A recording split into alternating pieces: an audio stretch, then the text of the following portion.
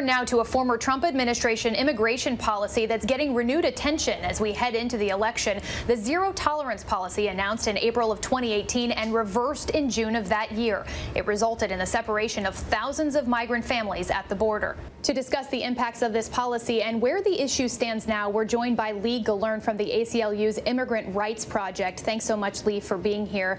Lee, you represented migrant families who were separated and helped with the reunification process. The zero tolerance policy has ended, but walk us through how many children were separated from their parents, and now has everyone been reunited? Yeah, so the answer is that approximately 5,500 families have been separated, way more than I think the public realizes. It has also not ended. It's still going on in certain ways, and all the families have not been reunited. In fact, we have not even found all the families. To your knowledge, have any children become orphans because of Trump's family separation policy? There are still children who are separated. There may be children who are with foster families. There are certainly children who are with distant relatives. By orphaned, if you mean that they are not with their parents, yes, there are children who are not with their parents now.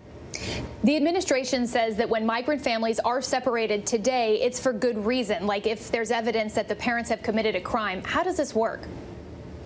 At the time of the lawsuit in the summer of 2018, the government informed the court that there were approximately 2,800 children who had been separated.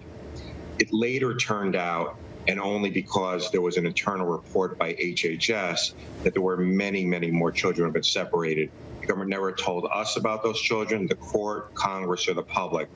That was an additional 1,556 children who were separated, 200 of whom were under 5 years old.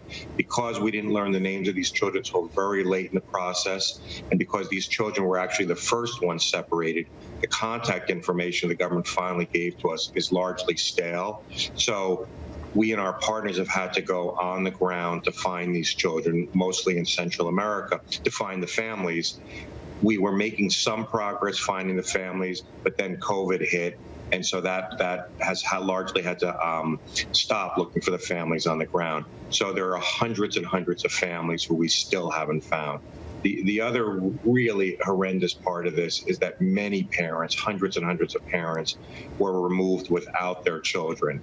And so we had to search for the parents, ask them, do you want to bring your child back to Central America? Many did, of course, but many said it's just simply too dangerous to have our children come back to Central America. And so had to make that agonizing decision to leave their children in the U.S. with a foster parent or a relative or someone. Some parents were allowed to come back to the U.S., but for the most part, the government would not bring parents back to the U.S. So those kids may now be permanently separated. It's a gut-wrenching dilemma, and we have seen those very disturbing images of children and families in cages at the southern border. The Trump administration has said those cages were a carryover from the Obama administration. Is that true to your knowledge? Did the Obama administration also separate immigrant families? No, this is unprecedented. That is absolutely false. The Trump administration is the only administration, Democratic or Republican, to ever systematically separate children. I mean, there's just simply no comparison to what the Trump administration is doing with any other administration. Every administration, Democrat or Republican, separated a few children here or there where there was a genuine reason to believe the child was in danger. But we're talking here with the Trump administration of approximately 5,500 kids ripped away from their parents. It's just gratuitous brutality to these children. You know, I mean, it's nothing, as the medical community has said, it's nothing less than really child abuse. These kids are going to be permanently scarred. And finally, NBC News initially reported, and ABC News has now confirmed through two sources that almost a dozen of President Trump's senior advisors, including a number of cabinet officials, attended a meeting in the White House in May of 2018 where they allegedly held a show of hands vote on whether to move forward with the separating migrant families policy. The White House has denied that this ever happened. What do you make of this reporting? If that's true, and I have no reason to doubt it, you know, it's shocking. I have been litigating this family separation issue since 2018. And each time there's something like this that comes out, I'm shocked. And at some point, I think I have to just say, there's probably no end to what happened with this policy. You know, I mean, it's as bad as it can get. It's the worst thing I have seen in my close to 30 years doing the civil rights work at the ACLU. The cavalier way in which they just rip children away, kids screaming and crying, don't take me away from my mother, don't take me away from my father, and them just ripping the children away and then saying other administrations have done it.